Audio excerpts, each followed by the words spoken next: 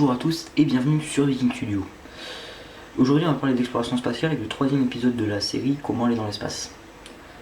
Alors je sais que... Alors il n'est peut-être pas encore disponible là où sort cette vidéo, mais vous avez au moins vu la bande-annonce. Il y a un documentaire sur l'histoire de l'exploration de la conquête spatiale qui arrive sur la chaîne. Mais dans cette série je m'intéresse plus à la technique qu'à l'historique. Voilà, c'est dit. Parce que, et aussi aux différents vaisseaux qui sont pas forcément très abordés dans le documentaire, enfin, caractéristiques techniques, voilà. Dans le documentaire, on s'intéresse à l'aspect historique. Alors, il y a un peu d'aspect technique, mais très peu. Donc aujourd'hui, on va s'intéresser à comment envoyer dans l'espace. On va s'intéresser à ce qu'on a envoyé dans l'espace, on va s'intéresser à comment. Il y a une différence. Pour envoyer dans l'espace, on va en premier lieu prendre une fusée, comme on l'a vu dans les précédents épisodes. Sauf que celle-ci devrait être extrêmement fiable, beaucoup plus faible qu'une fusée classique, puisque quand il y a des hommes à bord, une défense du lanceur n'est pas envisageable, puisqu'une défense du lanceur, ça signifie un échec du lancement avec une explosion potentielle et des morts. Donc afin de pallier à une défense sur le pas de tir ou durant la première phase de vol, puisque on ne peut pas atteindre 100% de fiabilité, les fiabilités les plus élevées tournent à 98%, un petit peu plus peut-être. Il y a très peu de lanceurs habités qui ont atteint les 100% de fiabilité.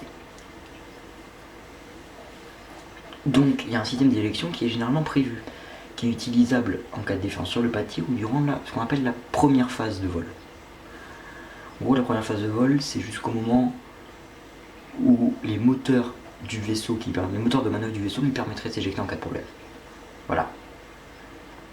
Donc, on a un système d'éjection qui est prévu, généralement, puisque les navettes spatiales et les capsules Voskhod n'étaient pas pourvues. Alors je sais pas si on dit Voskhod, Vosrod ou Voskhod. On va dire Vosrod, allez hop là. Donc ce système il peut prendre plusieurs formes. On a des sièges éjectables, similaires à ceux d'un avion de chasse d'ailleurs, on trouve les mêmes sur un avion de chasse, la même technologie, qu'on a eu sur Vostok et Gemini, qui était envisagée sur Buran, Hermès et la navette spatiale légère de l'URSS. Ils ont aussi été utilisés sur la navette spatiale Enterprise pour les vols atmosphériques et sur les navettes spatiales américaines, la navette spatiale américaine Columbia pour les vols d'essai, avec seulement 2 astronautes. Ils ont été enlevés après. Après, le deuxième système, qui est beaucoup plus connu, c'est la tour de sauvetage, qu'on peut retrouver sur Mercury, Apollo, Soyuz, Orion et Shenzhou. Voilà. Donc la tour de sauvetage, c'est un assemblage de moteurs de fusée à poudre, donc plusieurs fusées à poudre en général. C'est une double fusée à poudre avec des moteurs d'éjection et des moteurs de séparation. En gros, les moteurs de séparation permettent d'enlever la tour de sauvetage une fois qu'elle a servi ou une fois qu'il n'y en a plus besoin. Donc, ces moteurs de fusée à poudre, alors, ou avec des tuyères en intention différente ou avec des dérives, ou avec un moteur vernier, permettent d'envoyer la capsule sur une trajectoire qui dévie par rapport à celle de la fusée, parce qu'il faut éviter qu'une fois que tout a brûlé, que la fusée rattrape la capsule et fasse tout péter. Voilà.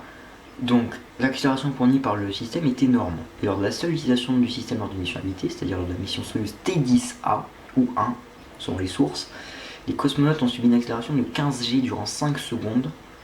La capsule atteignant une vitesse supérieure à Mach 2 au bout de 5 secondes. Je vous laisse imaginer à quel point ils étaient écrasés. Sans combinaison anti-G, ils auraient perdu connaissance, on leur serait mort. Et la tour de sauvetage qui était employée sur une Saturn V atteignait 70 tonnes de poussée. Bon, c'est beaucoup plus que la fusée qui a envoyé les premiers Américains dans l'espace. C'est-à-dire qu'à 70 tonnes de poussée, on a un moteur de lanceur orbital.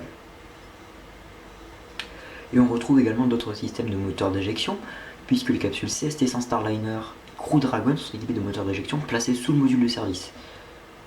Pour le Crew Dragon, ça permet de récupérer, puisque le module de service fait plus ou moins partie des parties récupérables, ça pourrait permettre de le récupérer. Voilà. Et puis surtout, ces moteurs peuvent servir pour d'autres manœuvres d'urgence en orbite. Par exemple, pour un désorbitage d'urgence. Hermès a été envisagé avec des moteurs d'éjection permettant l'éjection de toute une partie du véhicule de la fusée Ariane 5.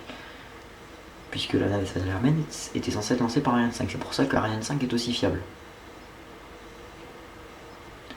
Donc maintenant qu'on a vu les systèmes de sécurité, on va passer au vaisseau. La solution la plus ancienne et la plus fiable à ce jour est la capsule spatiale. Il s'agit d'un véhicule qui est placé en haut de la fusée et à l'intérieur duquel prennent place un ou plusieurs astronautes. Le vaisseau est équipé d'un bouclier thermique et le mode de rentrée est proche d'une rentrée balistique. Ça peut être une rentrée balistique, pas forcément, on peut la contrôler plus ou moins. Par contre, après, une fois qu'il est dans l'atmosphère, on peut pas trop le guider. Donc il atterrit random à un endroit. La récupération du vaisseau peut s'effectuer à peu près n'importe où du coup.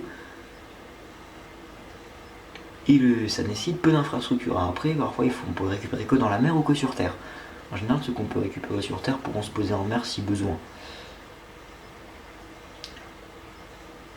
Après, par contre, il faut des équipes de récupération énormes. Et par contre, la récupération du vaisseau offre un potentiel de récupération de la capsule d'un vol à l'autre à des coûts potentiellement peu élevés, vu qu'on peut décrocher le bouclier thermique et le remplacer. Et la deuxième solution, beaucoup moins utilisée car beaucoup plus complexe, on va dire dans l'espace, c'est le concept de navette spatiale. C'est un avion placé en haut, dans le cas d'Hermès ou de la navette spatiale légère des soviétiques, ou encore, si je dis pas de bêtises, du Dream Chaser, ou sur le côté de la fusée, à l'instar de Buran ou d'Ariane, ou de la navette spatiale américaine. Le nombre d'astronautes est généralement plus élevé que pour une capsule. Une navette spatiale est un engin spatial réutilisable. Selon les concepts, la capacité de l'engin en termes de cargo est variable, puisqu'en effet c'est un engin qui peut lancer des satellites, en règle générale, ou du moins porter une charge utile élevée. Par contre, ça nécessite des infrastructures plus importantes puisque l'atterrissage se fait sur une piste d'aéroport. Très longue généralement. Pour vous donner une idée, il faut une piste lors de l'encore de la piste d'atterrissage à Istres, qui fait 5 bornes.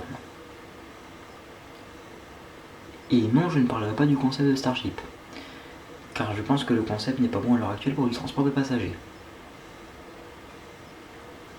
Ça le sera peut-être à l'avenir. Donc voilà, c'est tout pour cette vidéo. C'était Viking Studio, je vous dis à bientôt dans une prochaine vidéo. Pense à vous abonner, à mettre la cloche, à partager, à venir me suivre sur Insta, le lien est en description, et à rejoindre le serveur Discord, le lien est aussi en description. Sur ce, à bientôt.